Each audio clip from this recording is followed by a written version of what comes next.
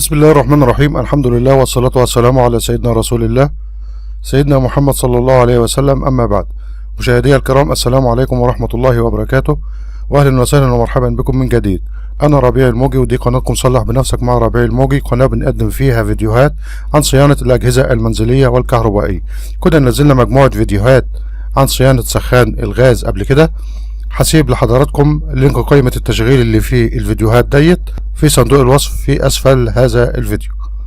أما النهاردة إن شاء الله فإحنا معانا سخان فيه عطل، سخان فريش 6 لتر فيه عطل، وهو ثقب أو قطع في جلدة الرداخ، فإحنا محتاجين نغير الجلدة دي.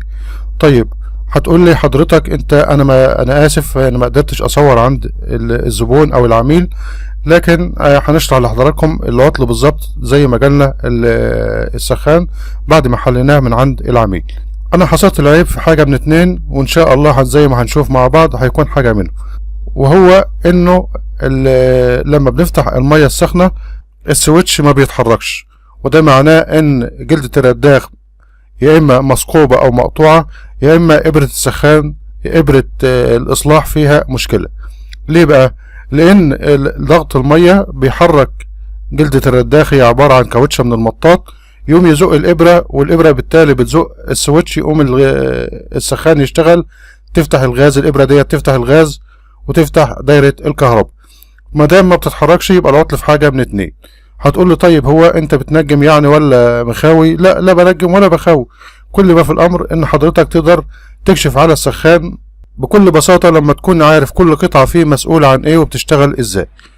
يلا بينا مع بعض نشوف العطل اللي معانا النهارده، وازاي هنقدر نركب الجلدة بدون اخطاء وبدون مشاكل علشان السخان يرجع لوضعه ان شاء الله ويشتغل من تاني. اللايك والشير هو اهم حاجة وافضل حاجة وابسط حاجة تقدر تقدمها لمحتوى انت بتحبه علشان المحتوى ده يظهر لك من تاني، فما تحرموناش من كلمة شكرا، وهي اللايك اللي حضرتك بتحطه ما بيكلفكش حاجة. وشكرا لحضراتكم جميعا. يلا بينا. علشان نوصل لجلدة الرداخ لازم نحل الطلمبة.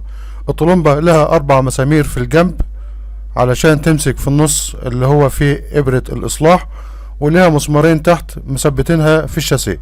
هنبدأ بالمسامير اللي في الجنب زي ما حضراتكم شايفين، هنحلها مع بعض ال4 الأولانيين عشان نشيل النص بتاع الطلمبة اللي بيتفصل عن النص التاني.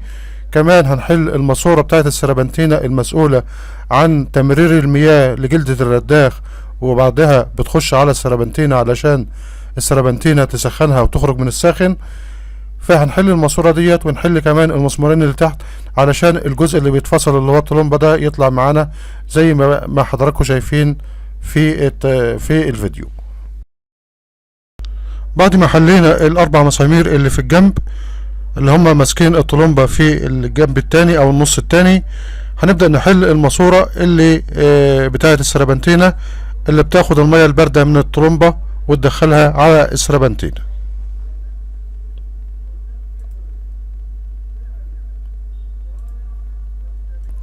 بعد كده هنحل المسمارين اللي ماسكين الطلمبة في الشاسيه من تحت. ممكن مجموعة الحجارة تعاكسنا شوية، لو عكستك وغلبتك ممكن تشيلها خالص وتحل المسمارين. احنا هنحاول كده، لو قدرنا نحلهم من غير ما نحل مجموعة الحجارة هنحلهم، لو عكستنا جامد هنحلها وبعدين نحل المسمارين علشان نقدر نطلع الطرمبة ديت او المجموعة ديت نحررها من مكانها خالص ونطلعها بره علشان نقدر نوصل لجلدة الرداخ اللي هي هتتغير ان شاء الله.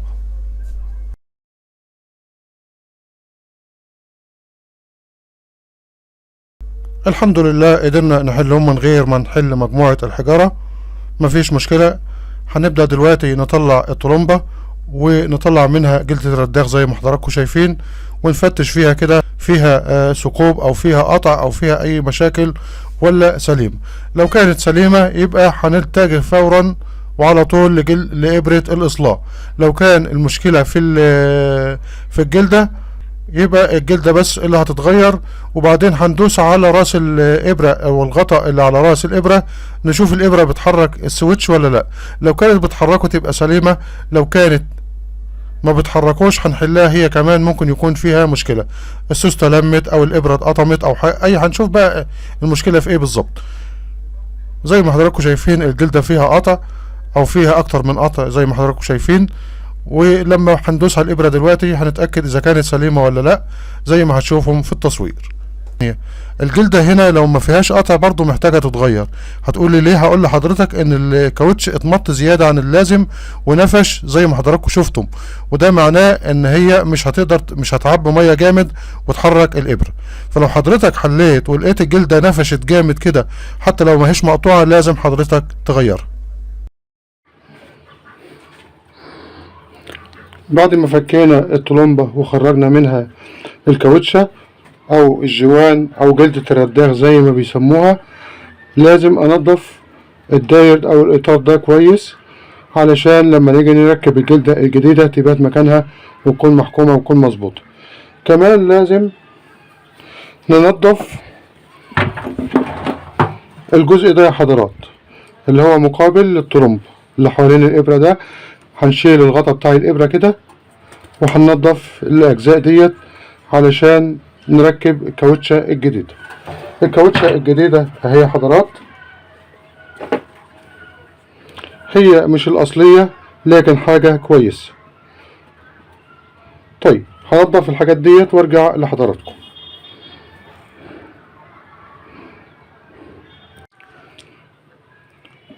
بعد ما نضفنا الطلمبة علشان لما نركب عليها الجوان الجديد ما تسربش بالشكل ده، ونضفنا كمان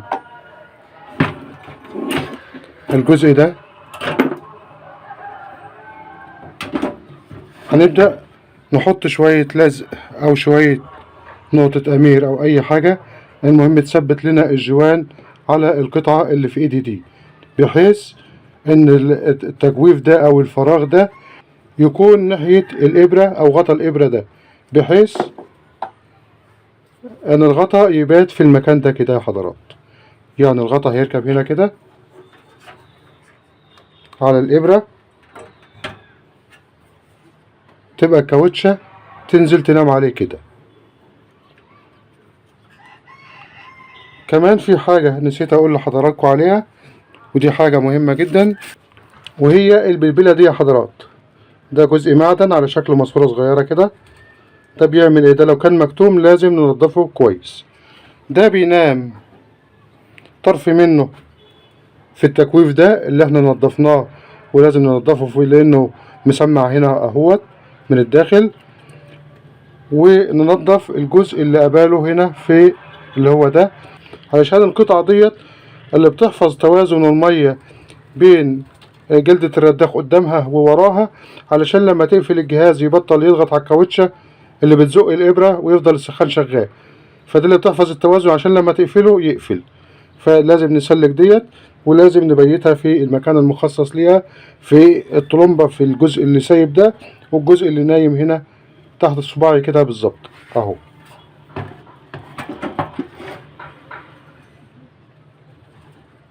اتمنى يكون واضح في التصوير اللي هو ده يا حضرات. طيب انا هجهز، هنركب الجلدة هنا، هثبتها وارجع لحضراتكم من تاني. انا حطيت غيرة عشان نثبت الطبق ونخلي بالنا من المنيم بتاع البلبلة ما يجيش عليه غيرة خالص، ويكون بشكل متساوي بالشكل ده كده. وهنحط الطبق عليه بس يثبت، علشان لما نيجي نركب الطلمبة دي على الوش اللي هنا الجوان يثبت مكانه ما يتزحزحش، لانه لو اتزحزح النحاس هيعضه وهيبوظه لنا اهو يا حضرات. ثبتناه مكانه، نايم مكانه مظبوط اهوت. هنحط البلبلة في مكانها وهنربط القطعتين على بعض زي ما فكيناهم. سقطناها في مكانها اهوت، هنبدأ نربطها زي ما فكيناها. واحنا بنربط هنربط المسامير هكسا كاس علشان الطرمبة متقفعش مننا.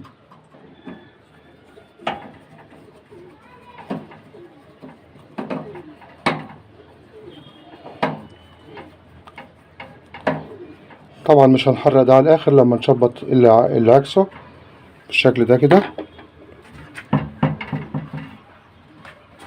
سامحوني المكان صعب شوية والدنيا مزنقة. هنشيل مجموعة الحجارة ديت علشان نقدر نجيب المسامير بتاعة الطرمبة اللي مزنوقة تحت بالشكل ده كده، وبعدين هنجيب المسمار اللي تحت بالراحة كده.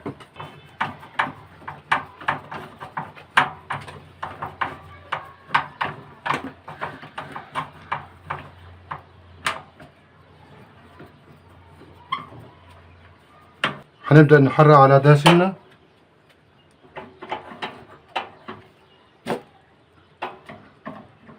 واللي قباله سنة، بحيث ان هم يتجمعوا مع بعض.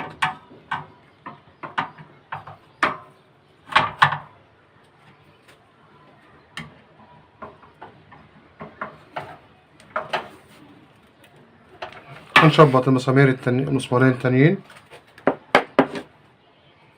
هذا المسمار اللي تحت التاني زي ما اتفقنا مش هنحرقه على الاخر.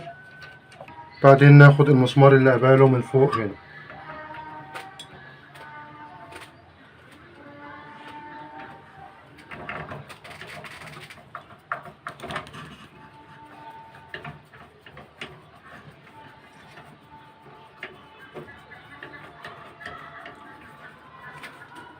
هنبدأ نحرق على المسامير كلها بقى.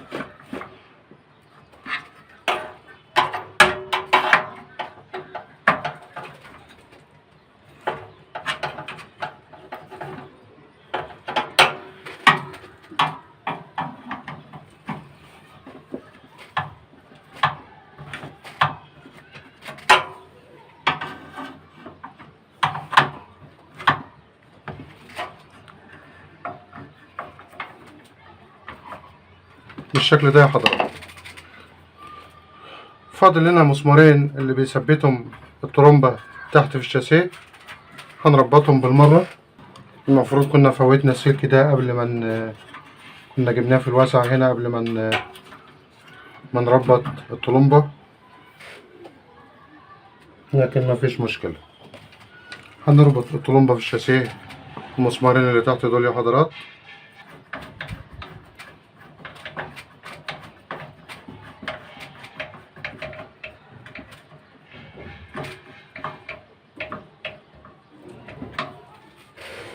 هنحط بس حتة مغناطيس على المسمار على المفك عشان يمسك المسامير بشكل كويس.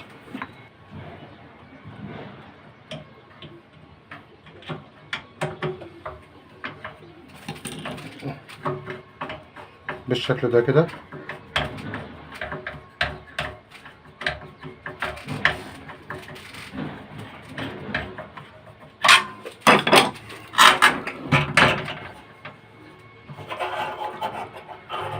هنجيب الصامولة ديت وننزل بالسربنتينة بالراحة كده ونربطها بالشكل ده.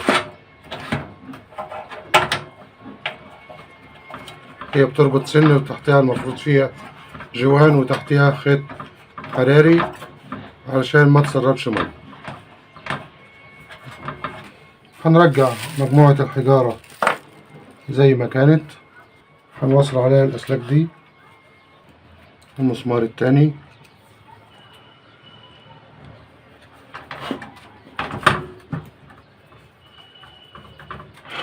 طيب نوصل أدابتور كده ونشوف الدنيا فيها ايه. هنوصل السلك بتاع الولاعة دوت كنا فصلناه واحنا بنحل. هنقص الشعر ده لانه مصدي علشان يمسك على حتة تكون حية وتوصل كويس. تمام كده. ده وصلة الأدابتور.